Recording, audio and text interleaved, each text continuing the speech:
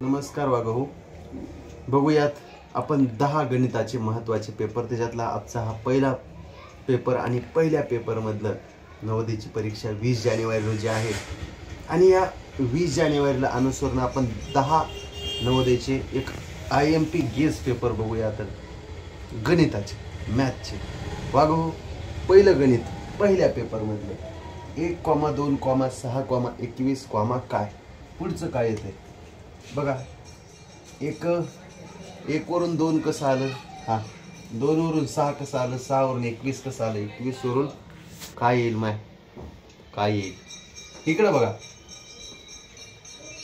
1 वरून 1 चा पाडा 1 पर्यंत म्हणा. 1 1 1 1 1 1 प्लस 1 2 म्हणजे 1 चा पाडा 1 पर्यंत म्हणला, त्याच्यात एकच मिळवलं. 1 गुणिले 1 प्लस 1 म्हणजेच 2 दोन्ही 4, 2 गुणिले 2 किती 4, त्याच्यात 2च मिळवा 6 येते. कळलं का नाही? 2 दोन्ही 4 मध्ये 2च मिळवा 2 येते बी 6. 6 गुणिले किती आता 6 18, 6 18, 6 18, त्याच्यात 3च मिळवा. पाडा 3 पर्यंत म्हणा, प्लस 3 करा 21. मग त्याच पद्धतीने येईन आपलं 21 चा पाडा कुठपर्यंत म्हणावं लागेल. आता इथे 1 पर्यंत म्हणला, गुणिले 1 केलं प्लस 1 केलं, गुणिले 2 केलं प्लस 2 केलं, गुणिले 3 प्लस 3, गुणिले 4 प्लस 4, 21 चौक 84, 21 चौक 84 प्लस 4 84 आणि 4 किती हो 88. आपलं उत्तर आलेलं आहे 1 नंबर. कळलं?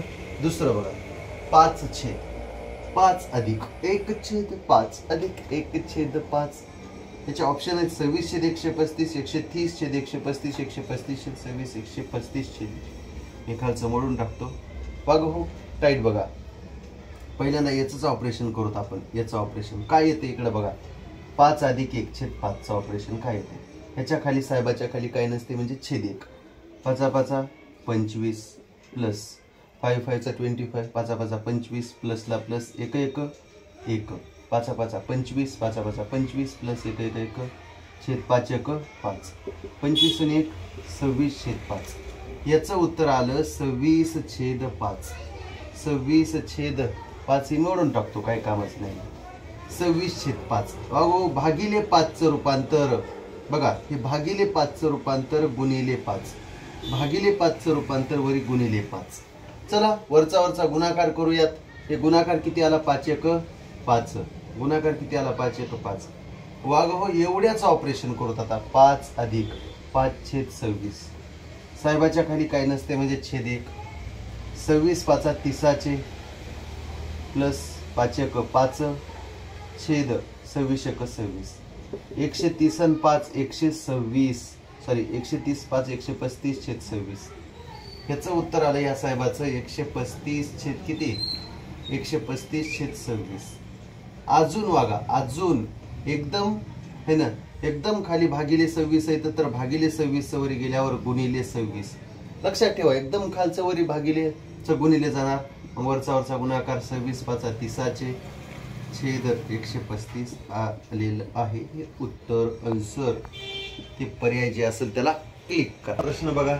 एका वर्गाची म्हणजे चौरसाची स्क्वेअर है ना, एक वर्ग म्हणजे चौरसाची परिमिती 144 मीटर आहे माय. तर त्या चौरसाचं क्षेत्रफळ काय, एरिया काय. तर एक चौरस काढा इथं है ना. चौरसाच्या चारही बाजू समान असतात. चौरसाचे चारही कोण काटकोन असतात. एका काटकोनाचं माप 90 अंश. चौरसाच्या चारही कोणाच्या मापांची बेरीज 360. राईट. तर चौरसाची परिमिती 144. परिमिती म्हणजे सर्व बाजूंची बेरीज. परिमिती म्हणजे सर्व बाजूंची बेरीज 144 आहे. तर एक बाजू कशी काढायची. चारही बाजूची बेरीज 144. तर एक बाजू भागिले 4 करा. 4 त्रिकम 12, 2 उरले 4 सक 24. एक बाजू आली 36, ही 36, ही 36, ही 36. तर चौरसाचं क्षेत्रफळ कसं काढायचं. 36 आणि 36 चा गुणाकार बाजू गुणिले बाजू. किती उत्तर येते मग 36 चा वर्ग 30 चा वर्ग येते 900 36 चा वर्ग येते 6 7 36 म्हणजेच 1296. राईट. 36 आणि 36 चा गुणाकार करा 1296.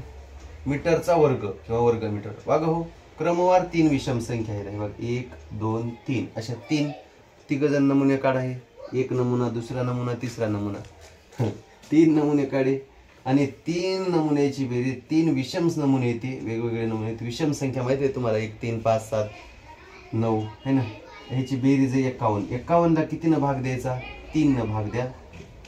3 1 3 2 उरले 3 7 21 17 आलं. जे आलं ती सरासरी असते. मग 17 आलं तर 17 एकदम मधात असते. सरासरी म्हणजे काय? एकदम मधातलं. सरासरी म्हणजे 51 ला बेरीज किती आली? सरासरीचं सूत्र काय वागव? सरासरीलाच मध्यमान म्हणतात. सरासरीचं सूत्र काय?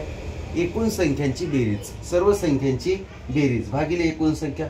सर्व संख्यांची बेरीज 51. 51 ला 3 न भागलं 17. 17 आली सरासरी म्हणजे मधला नंबर.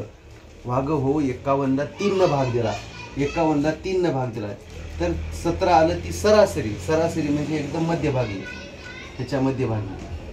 ह्याच्या आधीची विषम संख्या कोणती असेल? 17च्या आधीची विषम संख्या 15. 17च्या नंतरची 19.